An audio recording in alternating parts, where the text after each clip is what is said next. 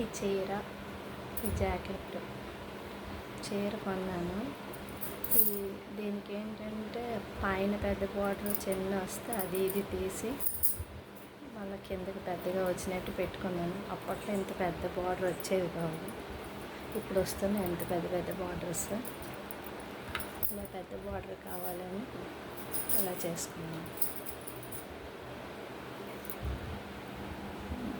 Jacket సింపుల్గా design చేసుకున్నాను.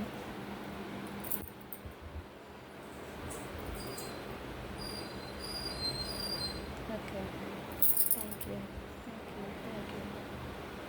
Like చేయండి, షేర్ చేయండి, సబ్స్క్రైబ్ చేయండి.